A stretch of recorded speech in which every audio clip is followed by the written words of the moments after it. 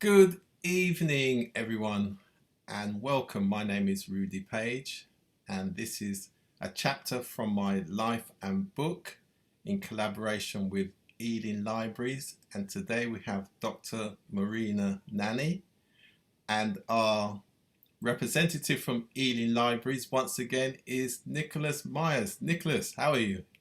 I'm good, thank you. Okay. Involved in the series again. Excellent, excellent. You might need to put your sound up a little bit if you can. So great to see you. And even better, before I introduce our special guest, we've got Wangari from Kenya. Good to see you, Wangari. It's great to be here. Thank you for the invitation, Rudy, and I'm delighted to be part of a conversation where Dr. Marina Nani is, and thank you for inviting me. Thank you. And of course, Brother Dean Roden from Connecticut, USA, via Augustown in Jamaica. Brother Dean, how are you? It's a pleasure being here once again. It's an honor. It's a privilege, and I always look forward to be on this platform, especially great people. Thank you once again for having me. Thank you very much. Dr. Marina, good evening. How are you?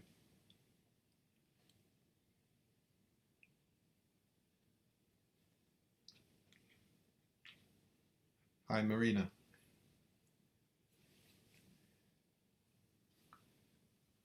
Hello, everybody. I'm just navigating from one interview room to another. Right, it's what's going on. So thank you for the invite.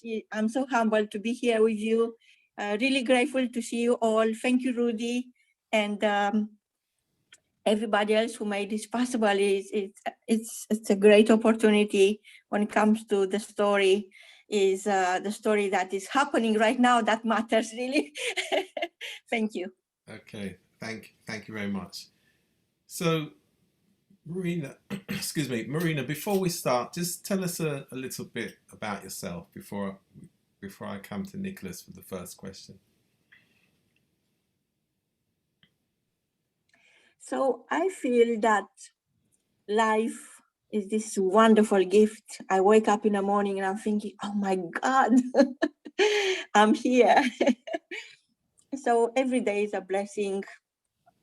But on reflection, my life is made of two parts. On the first part of my life, I done all the things that were expected of me as a woman, as a widow, as a businesswoman, as a mother. And that is called life before book. When I was 51 years old, I published my first book. Even I never learned English, I never even imagined I could write a book. And that started the second part of my life, which I called life after book. So if you look at the acronym, life after book stands for LAB, L-A-B. So since my life became this adventure, it's as if I'm living in a universal laboratory where I'm experimenting amazing experiences, and I meet the most extraordinary people that I never ever imagined is possible. So yes, so I turned this into this second part of my life, or maybe it's the last one, maybe it's not the last one. I don't know. We are in a lab. It's where I'm going to find out. When I was 51 years old.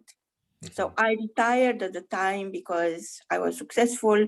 I had it all, a lot more than I ever imagined. So I thought it's time for me to make room for the younger generation. So I retired when I was 51, and I am now 60 years young.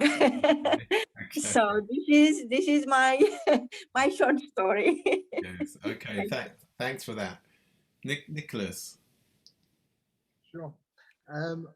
What is your story behind your book? Well, it's a great question. I have more than one book. I was writing book after book. I was around the world for 1,000 days. I wrote 68 books, and I met thousands of people, and I helped them to publish their own story. And while I was jumping from one airplane to another, from one country to another, going to the next conference, going to the next book launch, and at some point I arrived in South Africa. And my family said, no, you can't go there. It's dangerous. Look at the media, what they're saying. They show me the newspaper. They show me the news. And I said, I'm going. No, you cannot go. It's dangerous. But I went. So it was a book launch. We were supposed to have about 100 people. And over 1,000 people turned up. They had no chairs. Wow. They were sitting up. Okay. And then it was a huge queue with people who were there to buy my book.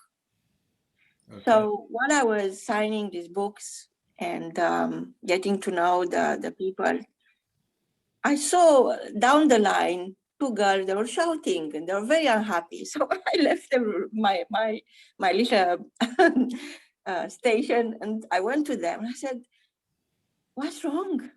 And I said, well, you know, she wanted to read the book first. No, I'm going to read the book first. I'm thinking, what book? Your book. I said, my book? So what do you mean? I said, well, we put the money together, our money dinner together. And I was with the idea to make this happen. So we can both read the book and share the book, but I wanted to read the book first. So I look at them and I felt like crying. I thought, these girls, they are so bright, so beautiful, so young. And they are fighting over who is going to read the book first. And you know, in that moment in time, I had I don't know, I was like in a parallel universe.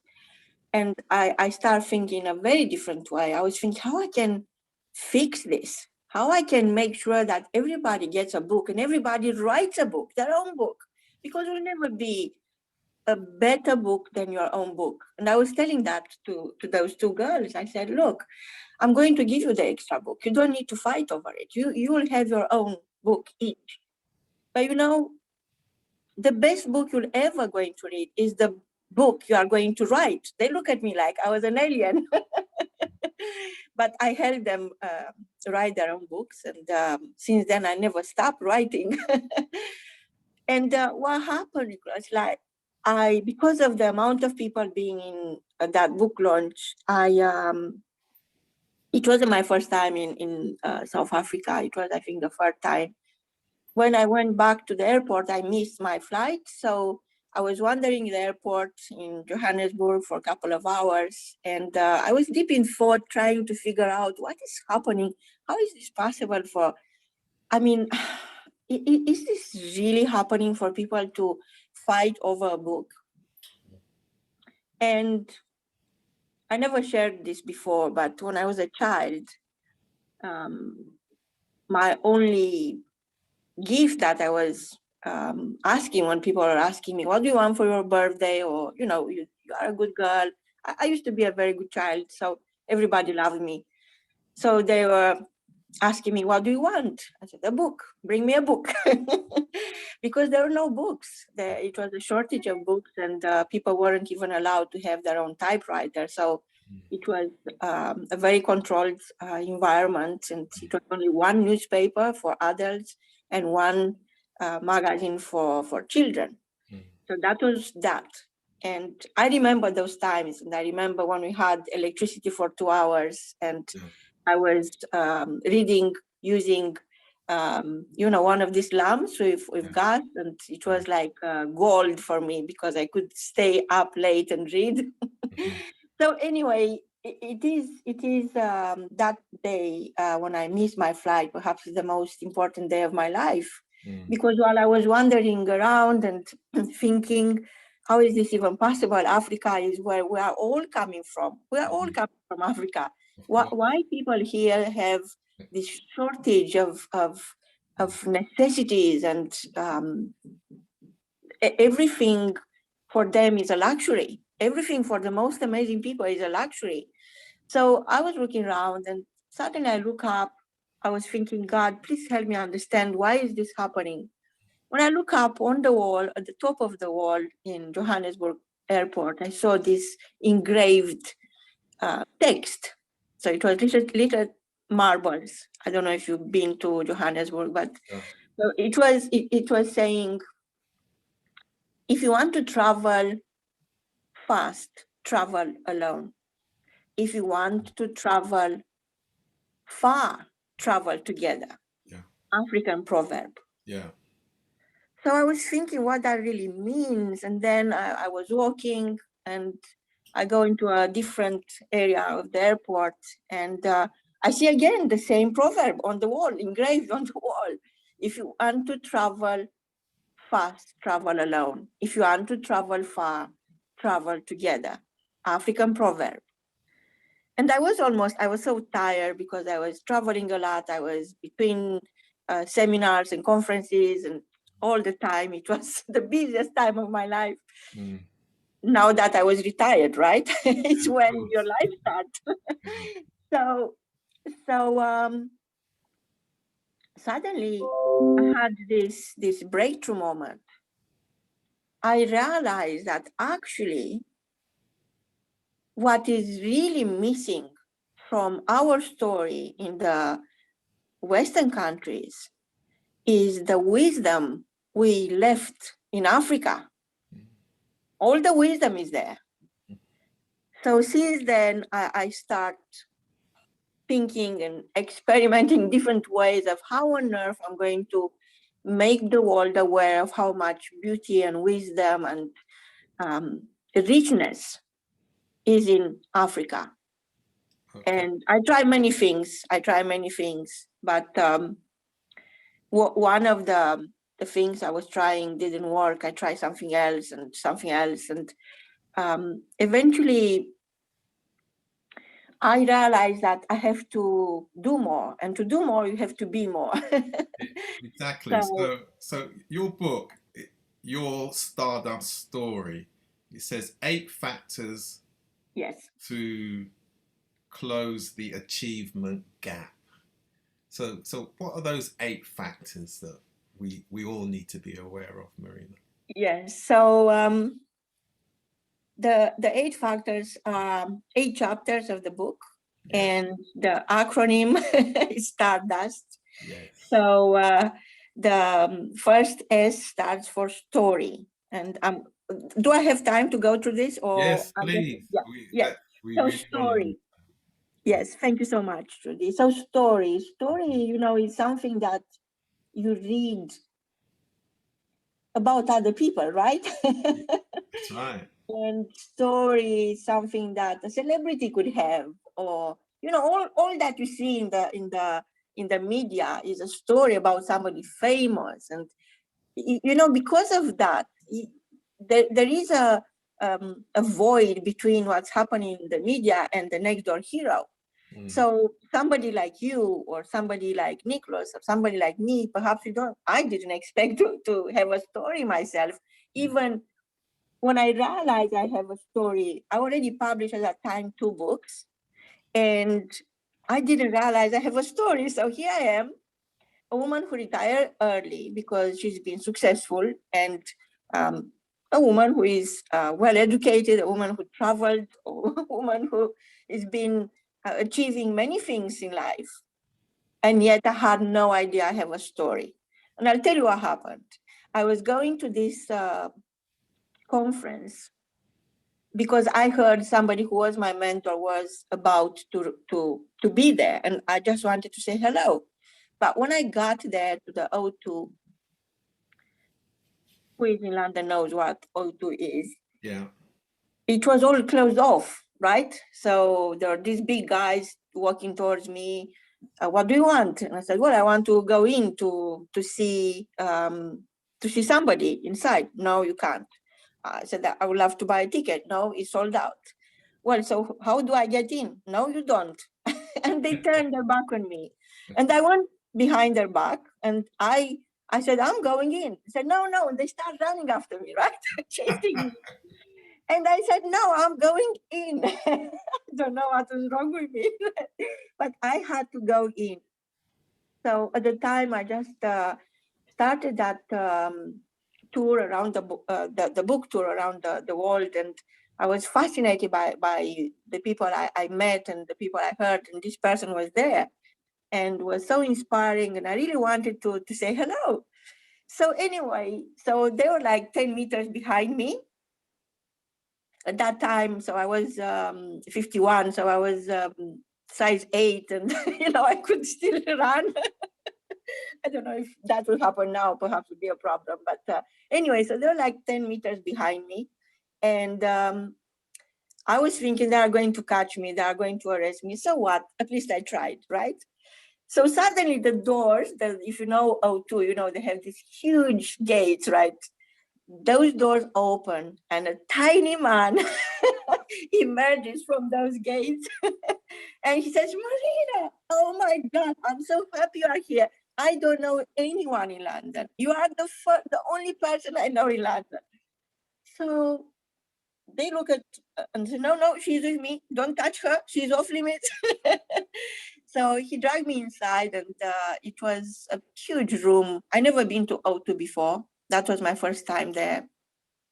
And he grabs my hand and he drags me inside all the way to the first row. And he gets someone to move away and release that seat for me. And he said, stay there. And he disappeared. It was like a, oh my God, it was like a parallel universe.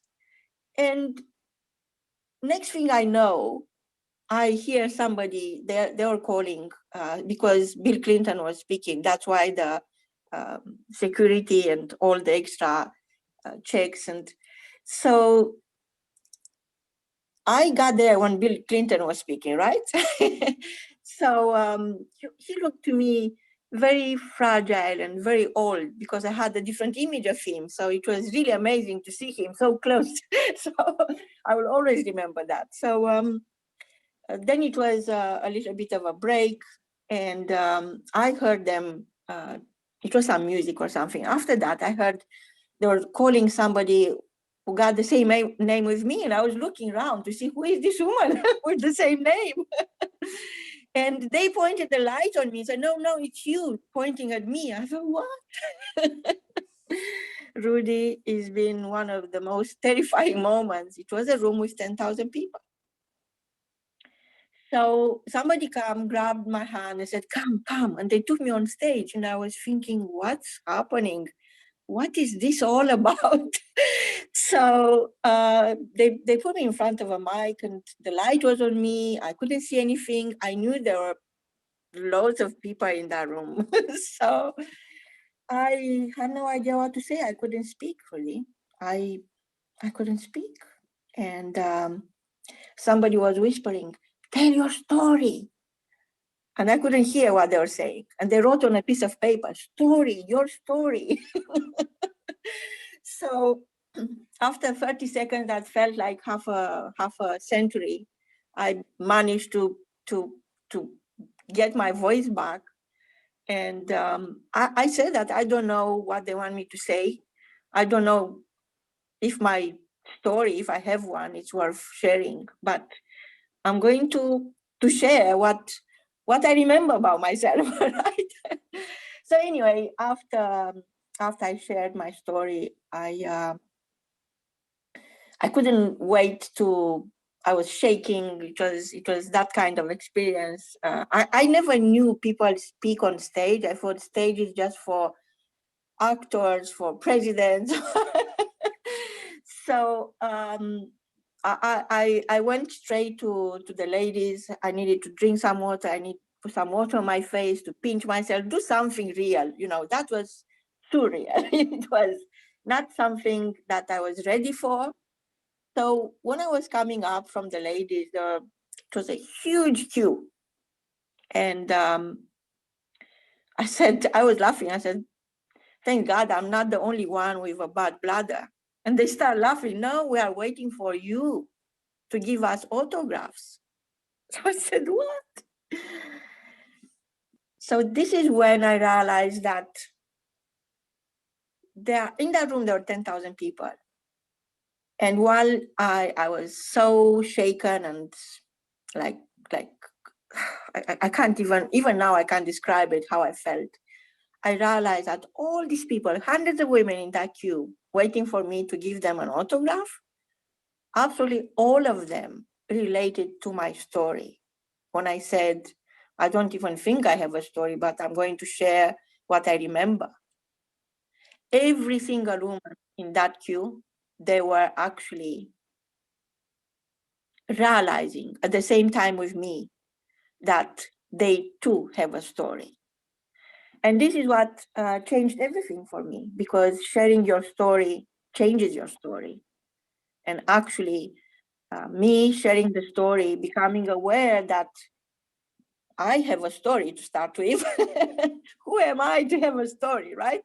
And speaking after Bill Clinton, that was a bit extreme, but I realized that millions of people in this world have a story and it's worth sharing.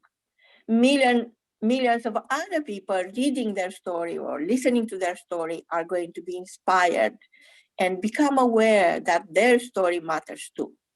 So this is the first chapter, story. Sharing your story changes your story. Actually, change not only my story, but change a lot of other people's story, because I help them share their own story, and that changed their own story. It's like lighting a candle from another candle.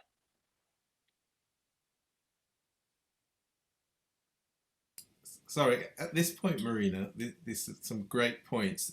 So you've been able to share with us why it's important to share your story.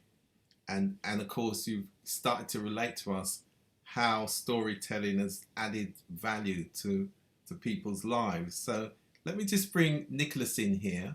And Nicholas, what's your perspective on what Marina's been able to share with us already? I find it very interesting.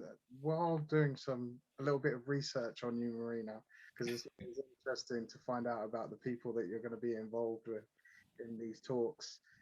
I found that you as an incredibly inspirational person, and how you have looked at individuals and sort of inspired them to sort of bring out their best self and be more than maybe they even believe they are, through telling their stories and sharing stories with book writing or through just speaking.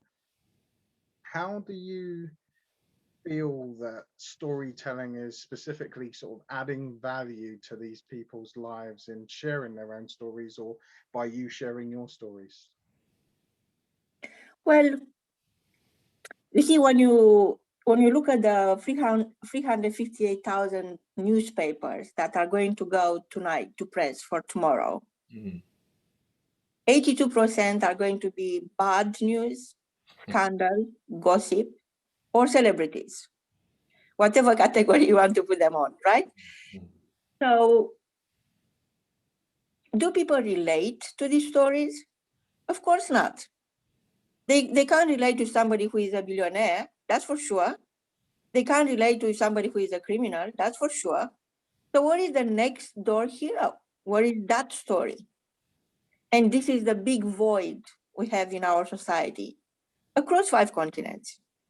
Now, sharing your story takes courage. I mean, you have to take at least 2 steps. One, become aware that you have a story. Most people don't have a clue they have a story. And 2, deciding that your story is worth sharing. Yeah. Somebody is going to relate to you, to your story. You know, today we had many interviews. We have newsrooms all over the world now. It's crazy what's happening.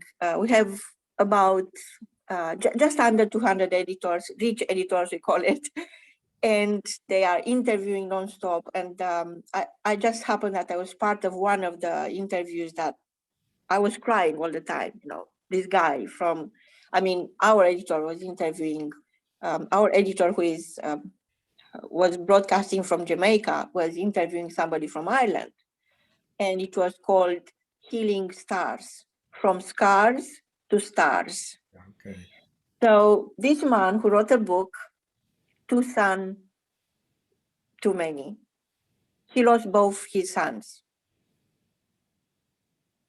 I mean, I can't relate to his story, but I felt that my story is such a blessing.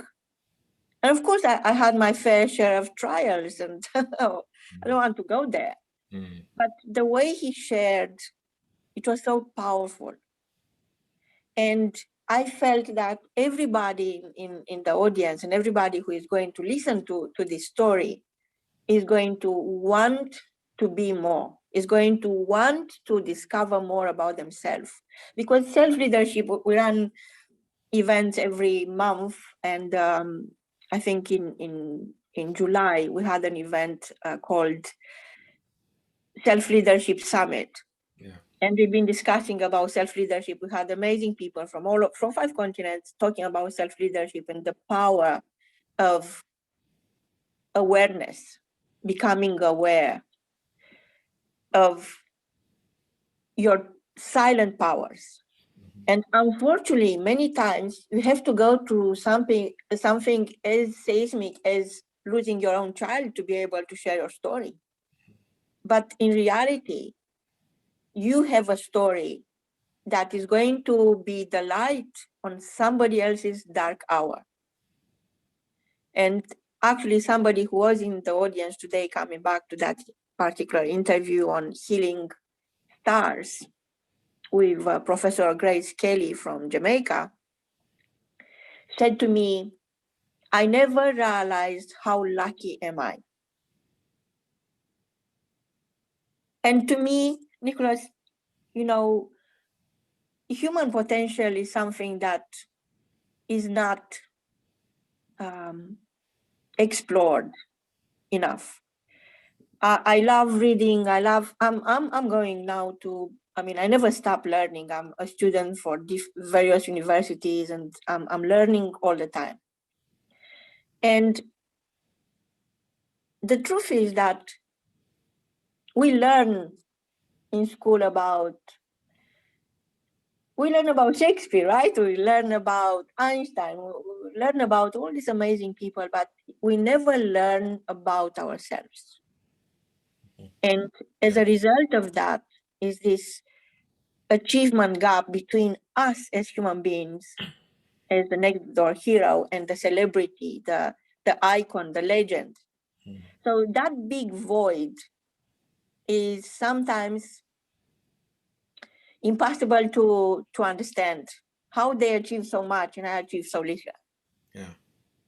What can I do to be recognized, to be celebrated, to be paid for what I know, for my true worth? And to me, the biggest challenge in humanity right now is not the pay gap. And I read I had to present 3 years ago, I had to present the UN report on closing the pay gap. And that report 3 years ago was saying very clearly that we need another 278 years to close the pay gap. That's right, yeah. And now there are left 275 years, right? But 3 years ago, I decided, hell no, I'm not going to wait 278 years. I don't have that time, do you? So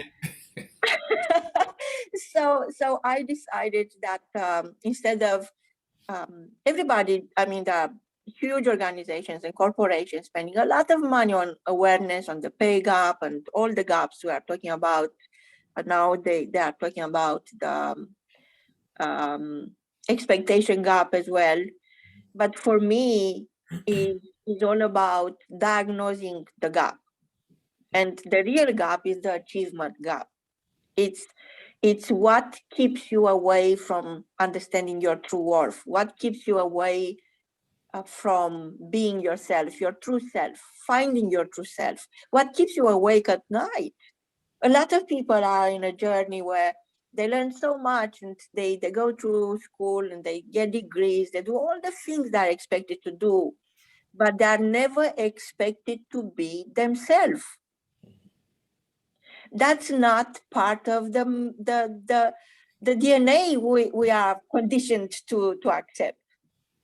And if you think about all the children, I remember as a child, and I'm sure you have the same memories, all these adults around me say, oh, she's so bright, so sweet, and so, she'll go far in life, she'll be the whatever, right?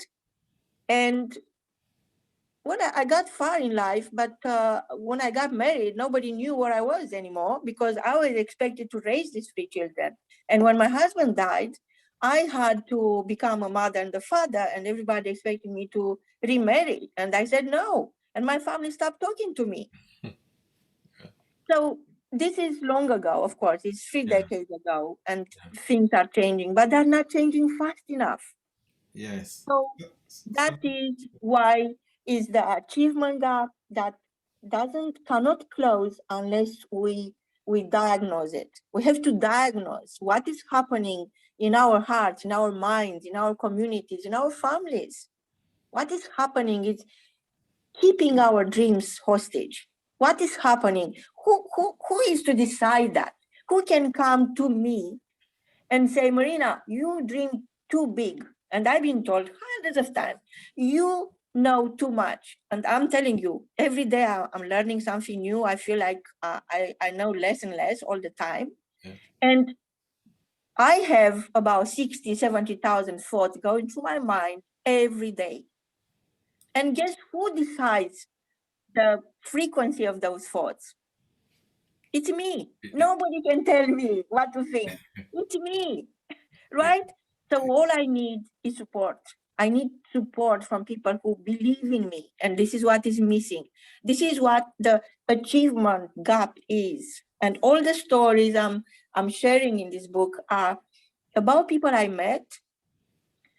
Is about people who reimagine themselves, people who manage to understand that social conditioning is a thing of the past, and we have the freedom and the power to reimagine our destiny and take this moment in time when you feel alone and alienated and with no means of going where you want to go on that summit or the top of that mountain or whatever mountain is in front of you, and realize that this is such a blessing to have nothing between you, where you are right now, and where you belong, because that is your chance to grow your own wings. Great. So Marina, can you quickly take us through the other 7 letters and Sure. their meaning? I'll be short. Then I can bring in our other guests as well. And I'm glad Dr. Evelyn has actually joined us as well. Good evening, Evelyn. Hope all is well. Thank you. Thank you. So the other chapters are time, because time is what you make of it, right? Time doesn't even exist. It's something we all agree. But then when it comes to my own time, I have full control over my own time. Okay. And what I do with it is what makes or breaks, right? Then it's abundance, because I feel each one of us is born rich. And this is why our publication, one of our publications is called Rich Woman, another one is called Rich Man magazine, because the richness we bring at the table, because of the richness we carry with us every day, as long as we want to accept that. And then the 4th chapter is about relationships, and there is a lot about relationship with others, with money, with all sorts of different layers of our lives, lifestyle, but also the relationship with myself. Self-love is a big component of my understanding how blessed I am, and understanding that love starts with me. Unless I love myself, I can't love anyone else. But you all know a lot about that anyway. And then I think the 5th chapter is destiny. Okay. Destiny is perhaps my after story is my favorite chapter, because it's really going deep into what is possible and future memories and everything we are creating in the present, and how, for example, everybody who is a visionary, and I guess in this room, everybody is a visionary, you already went into the future. So you travel into the present, not for any other reason, but to bring the people who are stuck in their past into the present, give them the chance to embrace and experience the present. But it's very hard for the majority of people in the world. It's really hard to leave the past behind. That perhaps is one of the biggest challenges everybody experiences ever. And then, of course, the next chapter is the universe. I have this theory about the universe. You know, when people do, I never done vision boards. I heard a lot, but I really can't figure out. I mean, vision board, you know, like, okay. But I have this experience in my own life when I realize people think your story must have two parts, you know, necessarily. Of course, they have the content, but there is the beginning and the end. And I'm looking at the humanity story, and there is no end, right? Unless we want to end it, there's no end. We always are resourceful enough to keep going, to keep the story going. So it's the same with each one of us. When you publish a book, and I hope you all do, because otherwise I'm going to chase you down and make sure you do, you connect yourself with eternity. What happens? Your story is your story, but in reality, your story, regardless you want to put your name on it or not, you have to become aware that your story belongs to the world. To everyone, yeah. Mm-hmm. This is why it's your moral duty to publish your story. It's not like you are doing that for yourself. You are doing that for the people who are waiting for your story, because they need to relate to somebody like you. Then actually, you don't want to condemn anyone to struggle with the same struggles you did. And you really want to be the last person who struggled with that particular challenge. And you really want to be the person you never had in your life. Because if you were to have somebody like you, they would have helped you overcome that challenge in a nicer, easier way. So there's no need for all the struggles we have in the world. You know, we have enough food and enough money for everyone, for ever to mention the word poverty. And yet, look at the state of the world.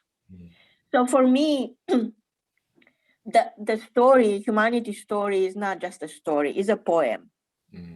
It's a poem. A poem with 8 billion verses.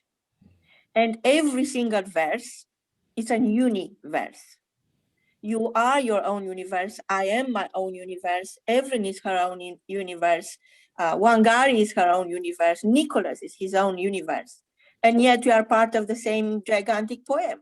Yeah. And my universe completes your universe. And your universe completes Nicholas' universe. So we are part of the same poem. We want it or not, we are.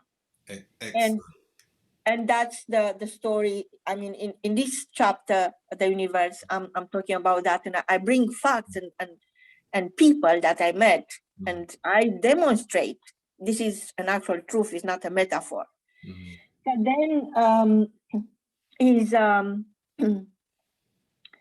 so the next chapter is about sharing. It's about sharing opportunities, sharing resources, sharing emotional intelligence, sharing the story, and sharing the future. So this is a very emotional chapter, because it's about poverty and is about solutions to poverty and solutions that we all have but we don't apply, and is about a lot about social conditioning. Because together with my team, and I'm so grateful Dr. Evelyn is here, we are building a new industry. We are creating a new industry, social edification. And if you remember, I was talking about edification and supporting each other based on the story you hear, because you see what's happening, and this is again a fact. It's a scientific fact, and there are reports showing this, that people think, okay, when I listen to the story, there is somebody who is telling the story, somebody who is listening to the story. And yes, it's an emotional connection. Actually, there are reports showing there is a physical connection, because when you listen to the story, something happens physically on your brain, changes those neural paths, and changes the way you see yourself and the way you see others. So today, when I was listening to this guest story on healing stars, I really felt that I'm physically transformed. I can't tell you, it was so powerful. And that happened to me at least once a day, because I listen to so many, I'm a professional listener. So it's a physical transformation. And I think a lot of people found the story having healing powers. And it's not only for the storyteller, but also for the listener. The benefits are both ends of this connection, because everything is energy. So, and then the last chapter of this particular book is True Self. Again, comes back to the same reality that we are socially conditioned to be mothers, wives, or fathers, or husbands, or whatever it is. And after you go through everything and you achieve everything and more, then it's nothing. So the true self is an ageless entity of energy. And it's definitely not what other people want you to be. It's you finding the wisdom and the consciousness to define yourself, to reimagine yourself. And in this very room, we are all conscious influencers. And what is the definition of a conscious influencer? Is somebody who managed to influence themselves first. And with that personal influence, when you help one person, you can help 1 million. You can influence 8 million. And becoming aware of the power, the silent power you hold as a conscious influencer, is taking everything to a different level. It's taking everything to the point where everything is possible, and to the point where, why not? Because I know there is the self-development industry, we left that way behind 8 years ago, simply because is becoming a one-size-fits-all kind of industry, where you buy a program, you want to become that person, you have to replicate what they do, who they are, and become them, instead of allowing yourself to discover your true self. Yeah. So this is the book.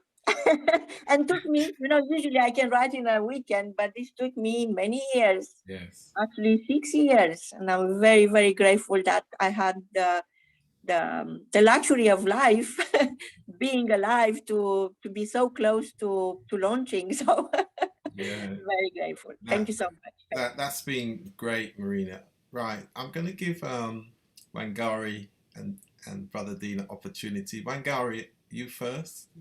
Anything you'd like to say in these last few minutes we've got now? Yes, thank you very much, Rudy, and also Nicholas, for the laying the ground as you've been having the discussion with Dr. Marina. And thank you, Dr. Marina, for your great remarks. And for me, it was quite exciting to be able to get that the Stardust, the acronym for the Stardust, and I think that was very, very ingenious for the book. And it just takes me to the reflection on when you talk about Stardust.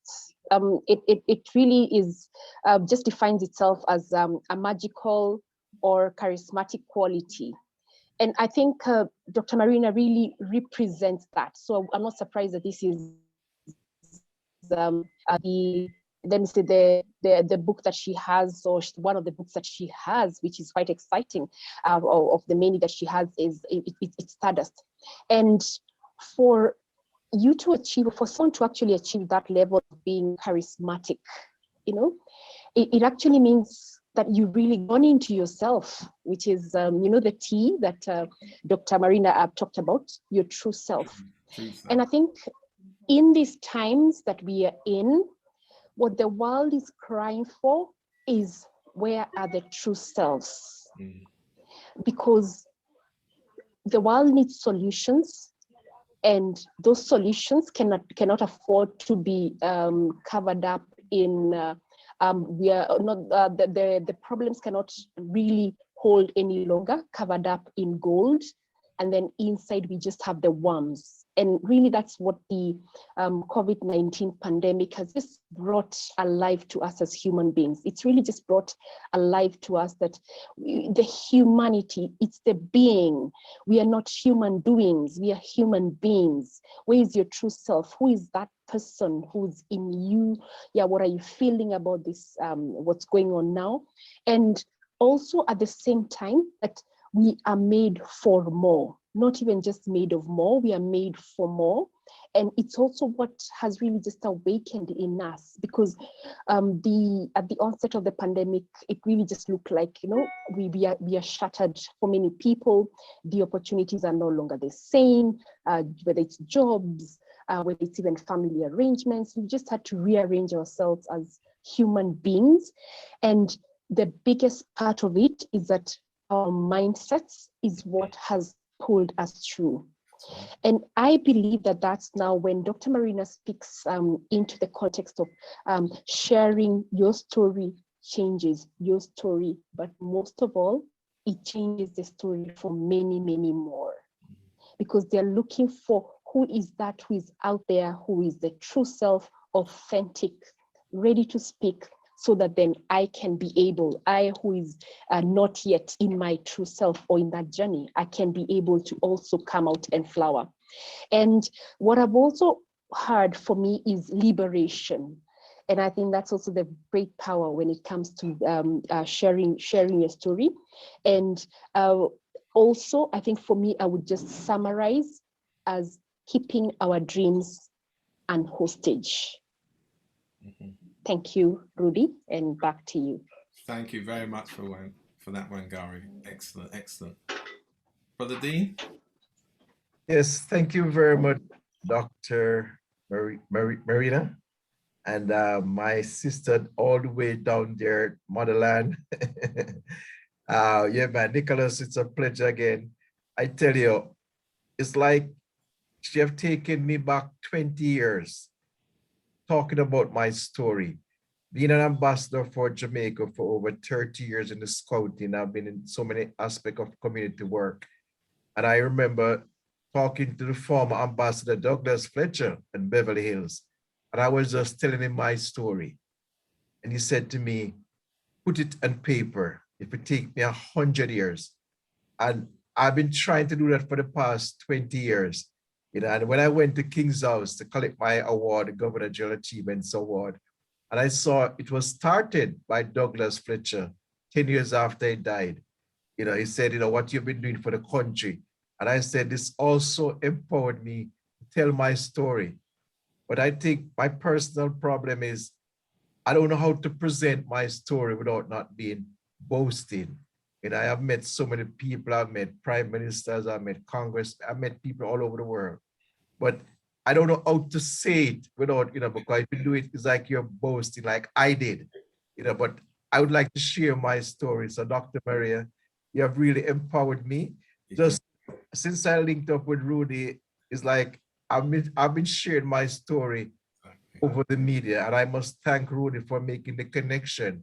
You know, there's so much I want to say, but people have the tendency, especially being a black person, is that you know, you don't get who is it to be there or go there. You know, when you're a simple guy like Dr. Rudy and yourself, you know, we telling our story if it's not related to some things, you know, I've told people things that when they come back, I said, wow, you really was telling the truth.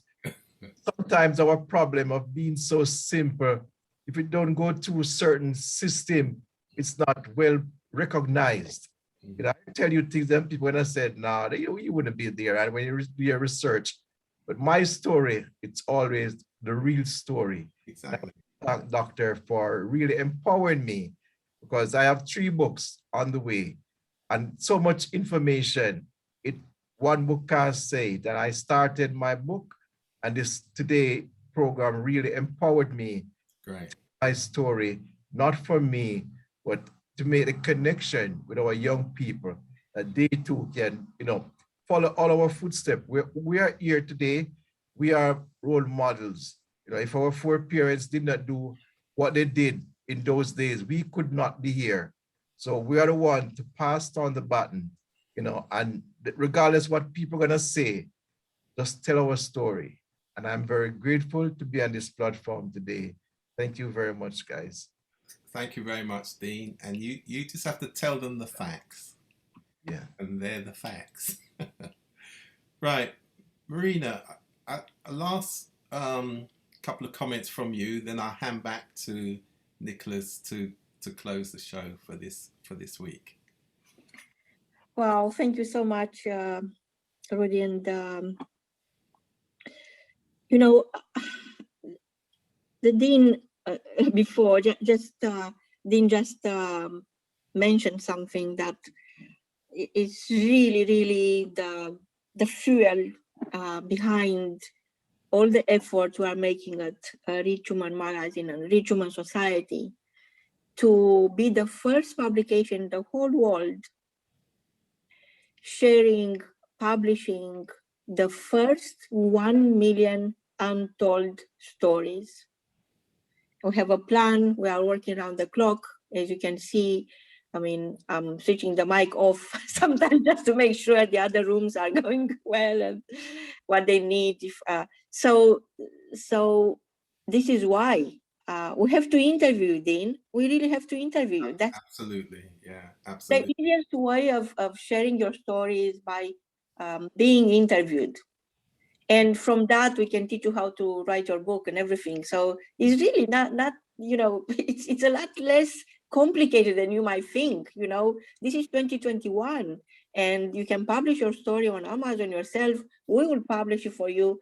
I mean, anything you need, it's already in front of you. You just need to say yes to yourself, because that is the hardest part, to realize that you do have a story and your story is worth sharing. And absolutely it is.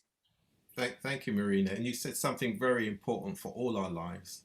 Say yes to yourself. Say yes to yourself. Brilliant.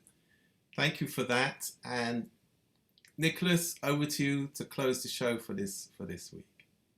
So it's always been a pleasure to be involved in these talks. It's always a pleasure to see you, Rudy and Dean and Wangari. This is the first time I'm seeing you, so that's been a pleasure as well.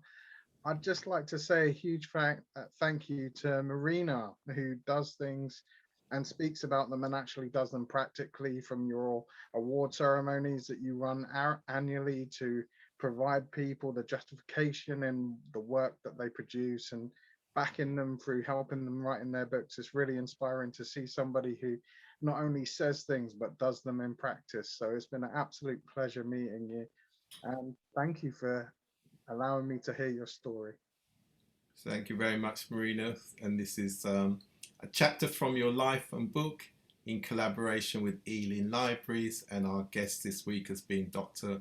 Marina Nani from Rich Woman Magazine. Thank you very much and good night all.